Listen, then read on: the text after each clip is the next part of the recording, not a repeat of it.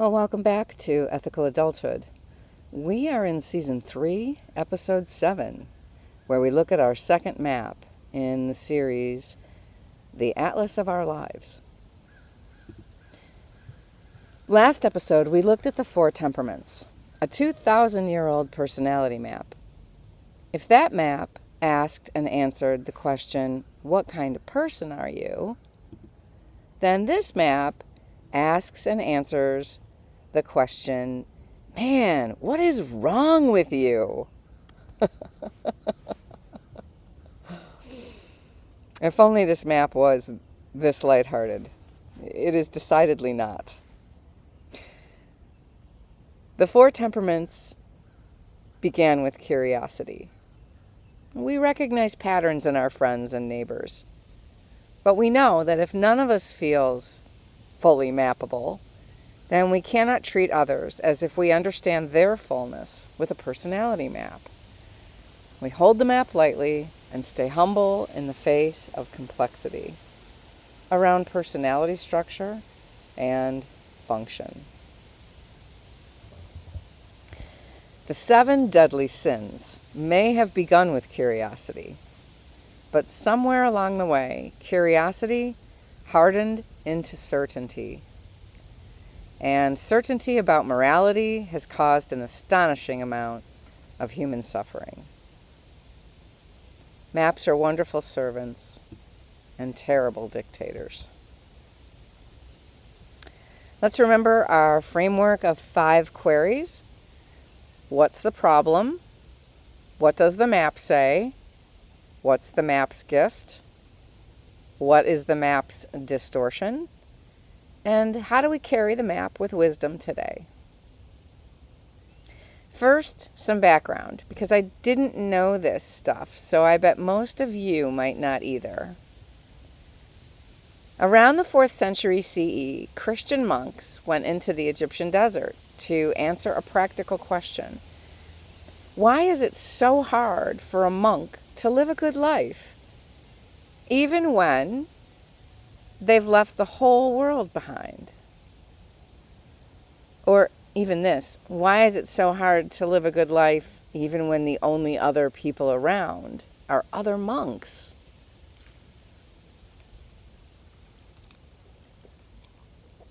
I mean, they escaped civilization and they were still driving each other crazy.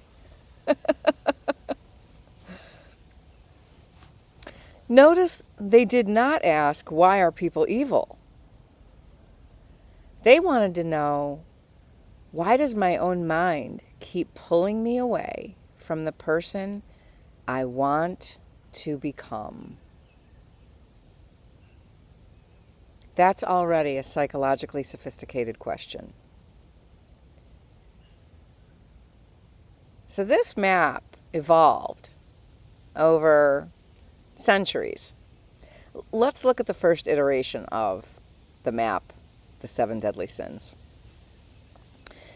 Around 375 CE, a monk named Evagrius Ponticus made a list of 8 recurring thought patterns or ruminations that continually tempted monks. They were gluttony, lust, greed, sadness, anger, acedia, vainglory, and pride. And because this is from the Latin and language changes so much, I am going to take a moment and explain what each of those meant to the monks at the time and to the people of the time who used those words. Gluttony was not simply eating too much. It was becoming preoccupied with food, thinking about the next meal, longing for better food, complaining about simple fare, or letting appetite distract the mind from prayer and presence. Now, for monks who often fasted, gluttony was less about calories than about being ruled by craving.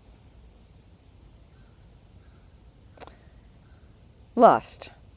Lust wasn't simply sexual desire. It was the persistent occupation of the mind with erotic fantasy and longing that pulled the monk away from his commitments to celibacy and prayer. For Evagrius, the struggle was not that the body had desires, but that the mind became captivated by them, making it difficult to remain present, peaceful, and devoted to the life the monk had chosen. Greed wasn't simply wanting more money. It was an anxious attachment to possessions, security, and the future. Even monks who had renounced wealth could become preoccupied with what they might need tomorrow or worry about not having enough. For Evagrius, greed was the mind's attempt to find safety in what it could accumulate or control rather than in the simplicity of the present moment.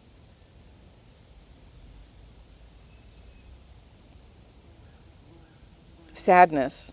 This is one of the most interesting ones because Evagrius didn't mean that sadness itself was a sin. Sadness was not ordinary grief or sorrow. It referred to a lingering despondency that arose when a monk became attached to something he could no longer have. A comfort, a relationship, certainly, an expectation, a way of life. Rather than moving through grief, the mind remained fixed on its loss, making it difficult to return to the present or to the work of contemplation. This distinction is important because Evagrius recognized grief as a natural part of life. What concerned him was a mind that became imprisoned by loss, unable to re-engage with the life in front of it. Anger. Anger was not simply the feeling of anger itself. It was the tendency for the mind to become consumed with resentment, irritation, or even the desire for revenge. Among monks living in close community, even small conflicts could grow into lasting bitterness. For Evagrius, anger disrupted inner peace, damaged relationships, and made genuine prayer and contemplation difficult. Acedia. Acedia was not laziness in the ordinary sense. It described a profound spiritual weariness or restlessness that made the monk lose heart. The day's work felt meaningless. Prayer became burdensome. And the monastery itself just seemed like the wrong place to be. Evagrius famously called it the noonday demon because it often struck in the middle of the day, filling the mind with boredom, dissatisfaction, and the conviction that fulfillment must lie somewhere else. Vainglory. This is the desire to be admired for one's virtue. A monk might fast, pray, or live with great discipline, yet secretly hope to be noticed and praised for doing so. For Evagrius, the danger was not the good deed itself, but allowing the ego to turn spiritual practice into a performance for the approval of others.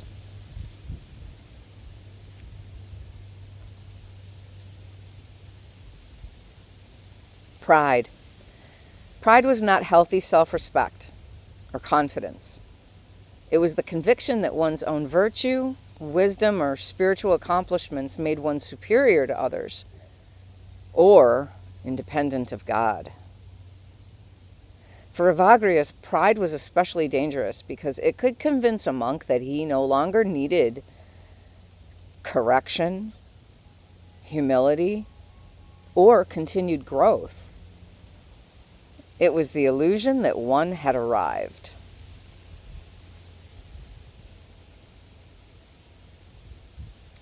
These monks, they weren't mapping crimes of the soul. They were trying to map patterns of mind. Now, watch what happens to this map over the next 1,000 years. Around 590 CE, Pope Gregory the reorganized the list. He combined sadness with acedia, folded vainglory into pride, and arrived at the familiar 7. Pride, greed, lust, envy, gluttony, wrath, sloth. That's the list most of us know today. Want an acronym? Please give little elephants green wool socks. You're welcome. So, how did Pope Gregory's reworking get carried forward? Well, in the 13th century, Thomas Aquinas, one of the most influential Christian philosophers and theologians in history, wove the 7 deadly sins into his Summa Theologica, a vast work that organized Christian belief, finally, into a coherent theological system. That helped cement the 7 deadly sins in the imagination of Western Christianity. This wasn't a little book he wrote. This book was the manual for Christians moving forward. So monks made a little map, recognizing the patterns of the mind. Pope Gregory reorganizes the map a little bit. Aquinas took the map and gave it a lasting place in theological education and moral teaching. And finally, Dante Alighieri made it unforgettable. In Dante's Purgatorio, each level of Mount Purgatory is devoted to one of the 7 deadly sins. But unlike hell, the goal isn't punishment. It's transformation. Each soul is gradually freed from the attachment that has come to rule it. For Dante, sin was not simply bad behavior. It was that our loves had become disordered.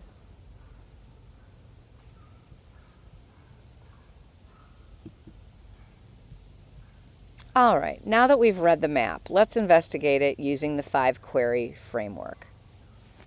So the human problem here is, why do people keep doing the things they know they shouldn't do?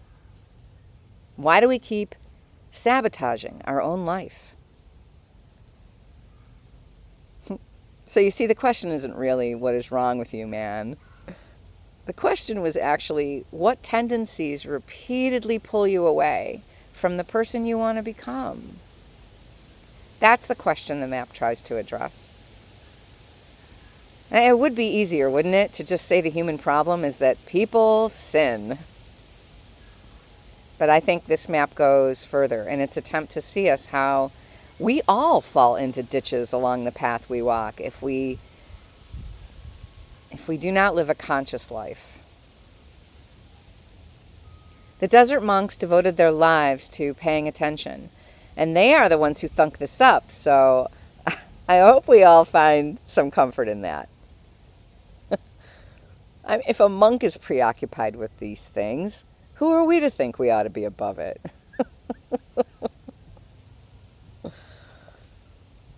So, what kinds of things do we do to sabotage our lives?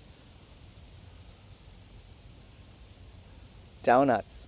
We eat 3 or 4 or 5 donuts. 1 or 2 might have been enough, right? We yell at our neighbor for running over a sliver of grass on our lawn. We gossip about people we supposedly love. We scroll our phones until way past midnight when we have work or school at 6 a.m. We envy our neighbor's new car, vacation, or fancy house.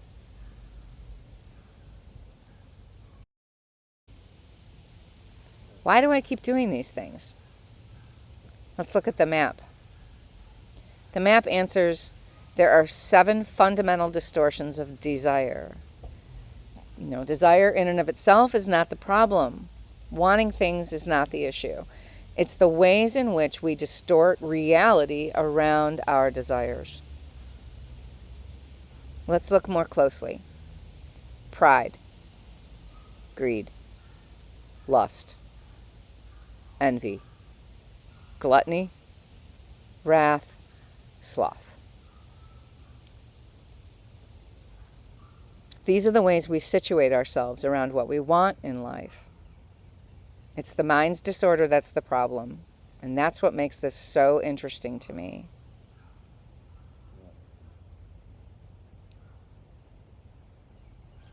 The gift. This map doesn't say, bad person, you should be ashamed and feel humiliated. How dare you have pride or greed or lust or envy or gluttony or wrath or sloth. I mean, all of them, right? You look at them, okay, I've been there. No, it says, 1, pay attention. And 2, regard your mind as capable of distorting reality quite convincingly. And also importantly, your greatest danger is not those bad people over there.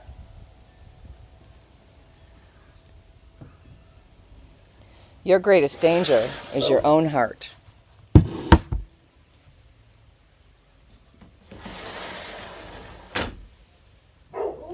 Think about that. This map insists that evil isn't only out there. It isn't only the corrupt king, or the greedy merchant, or the immoral neighbor. The battlefield is also internal.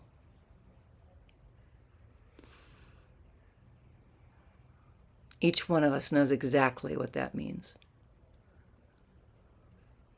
That is a remarkably sophisticated observation. Before modern psychology, people were already doing pretty intense moral introspection. Before neuroscience, people already know that we are very capable of deceiving ourselves. That's the gift from this map. To pay attention to your life, your habits, your disposition, your thoughts, your fears, to pay attention to the degree to which your desires are running the show of your life. That's important work. That's a big part of the work of ethical adulthood. And that's where this map is at its strongest. But every map, every powerful map, has a shadow. So, what does this map distort?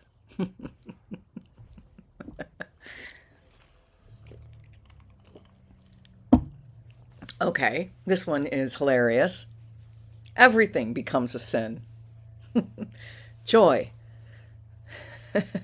sex, pleasure, success, the body, all become suspects in our crimes.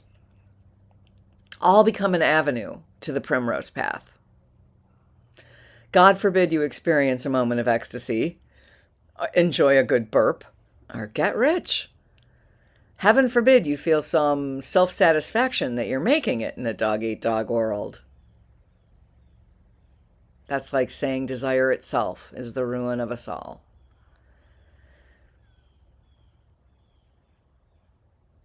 In medieval Europe, belief in God, it was the cultural default. So many of the more thoughtful people must have asked, well, why would God give you feelings of want and desire if they were inherently sinful? This map can be weaponized by those who are in denial about the darkness in their own hearts, by criminalizing their neighbors' reactions to reality, good and bad.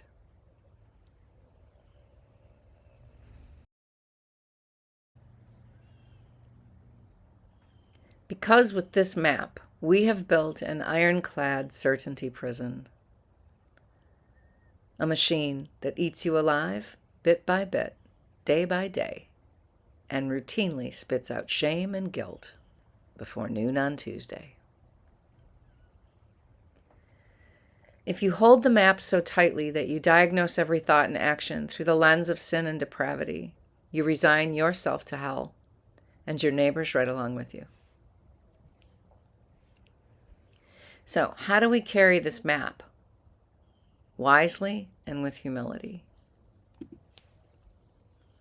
We do the right thing. We pay attention to what we're doing. We have a lot of thoughts coming out of our minds that we don't actually manufacture. We need discernment. Is that thought actually true? Do I actually believe that thought? That's present moment awareness right there. From an old map, we get The Power of Now by Eckhart Tolle. We do the next right thing. Instead of asking, what is wrong with me? We ask, what is happening inside me? Not condemnation, observation. Not shame and guilt, responsibility and choice. So what might that actually look like in ordinary life? Now let's take 4 of the 7 and see what happens when we read them through the lens of ethical adulthood. Let's start with pride. If we're doing something immoral, illegal, or misleading for the purpose of gaining followers, whether that be in social media or just in our social circles, we need to look at ourselves. I see this a lot. An influencer I once followed years ago for their truth-telling and ethical reporting has shifted into clickbait and questionable framing of the facts. Now I have to fact-check a person who used to be reliably honest and uncertain until all the evidence came in.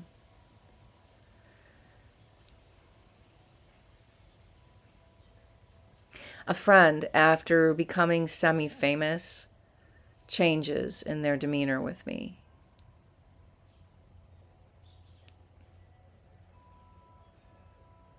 Repair is needed in both instances.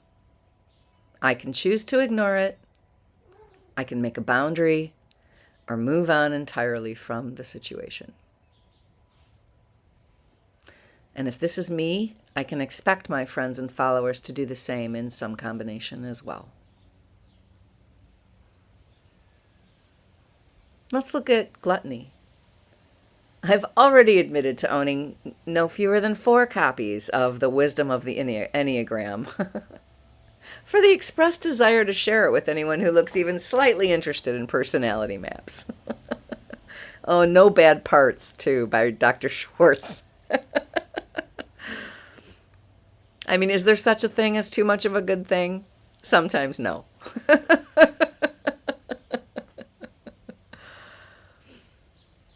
But I struggle with falling into strategies for managing discomfort that served a purpose years ago and are now quite capable of harming me.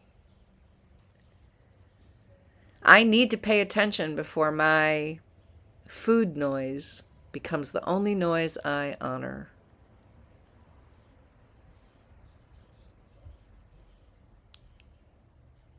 Envy. The other day, my girlfriend asked me how many subscribers I have. 12? I said. Oh, wow. She said. Have you thought about doing this and this and this? I myself have 20,000 subscribers, and it's growing like exponentially. And my inner critic says, I am failing at being a podcaster. And that leads to, my podcast isn't very good. And that leads to, I am wasting my time and effort on something nobody will ever appreciate. And I envy those who have thousands and millions of subscribers. Can't help it. That's the thought machine in my head. I have to pay attention to whether my thoughts are believable. Because even though I do not believe those thoughts, they still come up from time to time. Sloth. Is it laziness to use ChatGPT to answer every single little problem I have? Oh man, from the best razors for shaving my legs to how to unclog a sink to how to program my sprinkler system to what food do I have to throw away after a 48-hour power outage? How about scheduling an hour to play games on my phone? Like right in my calendar. The eighth deadly sin. Phone love. Am I going to hell for these crimes? No.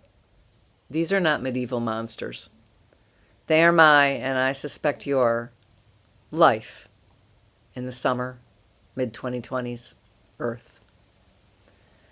And I think that's the takeaway. People are complicated. Don't let a map tell you where you're going to hell in a handbasket. Let the map tell you where you need to pay attention. Moral systems, they often mistake adaptation for corruption.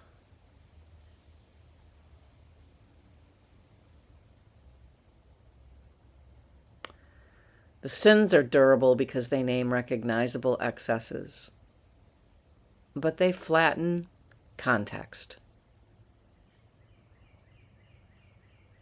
Pride may be the recovery of dignity or a display of domination. Sloth may be indifference, depression, or exhaustion. Lust may be desire at 100% for your partner, or unchecked desire to own someone, or an addiction to porn that's making real relationships almost impossible. Greed may be a reaction to severe lack, or a destructive desire to take more than enough. I mean, watching billionaires all day in California does things to a person sometimes. Gluttony may be heedlessness or an old survival strategy. Wrath may be an inability to tolerate discomfort or cruelty, or the first sign that someone knows they've been violated. Ethical adulthood asks not only, is this behavior wrong, but also, what function is it serving? And what harm is it causing now? I promised 3 questions to end each episode, so here they are. What does this map help us to see? It helps us see that human beings are capable of deceiving themselves. What does it make it harder to see? Oh, the many reasons people behave as they do. Context, exhaustion, conditioning. And what happens when we mistake this map for reality? We stop paying attention. We start diagnosing. We replace curiosity with certainty. And we begin judging people instead of understanding them. So, Pay attention, not because you're certain you'll get into heaven if you do, but because it is ours to do.